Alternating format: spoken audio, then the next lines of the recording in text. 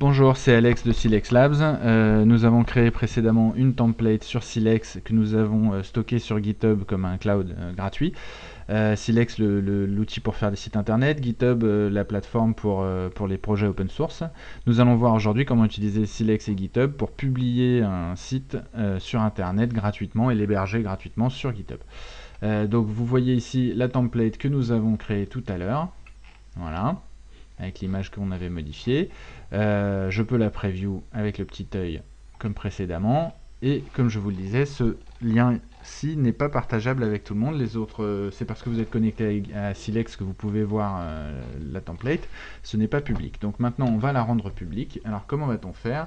On va commencer par publier pour Internet ce site qui est... Voilà, donc dans les settings, la petite roue ici. On va aller sur les Publish Settings et on va faire configurer.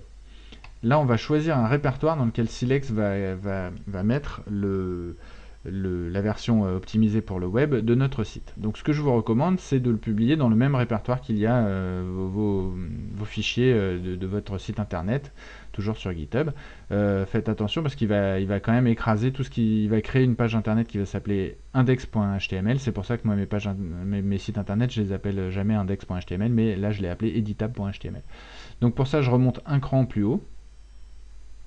Et je vais choisir master, donc le répertoire dans lequel j'ai mis mon site, donc avec la petite flèche ici.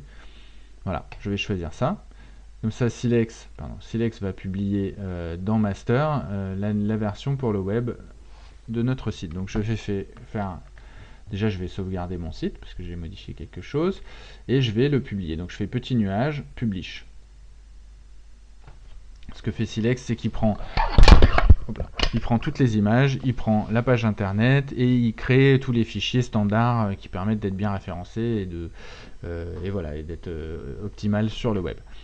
Donc là, vous voyez tous ces fichiers qui sauvegardent sur GitHub. Voilà. Une fois qu'il aura fait ça, il va me proposer un lien pour me montrer la tête de la version optimisée du site internet. Elle sera toujours pas publique à ce stade. Voilà, donc il crée un index.html. Voilà, je clique dessus et je vois en fait il n'y a rien qui a changé, c'est toujours le même site internet. Maintenant, l'étape d'après, je vais aller sur GitHub. Donc je vais github.com. Je vais récupérer le repository dans lequel j'ai fait ça. Vous voyez, il est en bas à droite, les trucs récents. Voilà, donc sur test 3. Vous voyez ce site internet que j'ai créé. Donc vous voyez que Silex a créé index.html et des dossiers.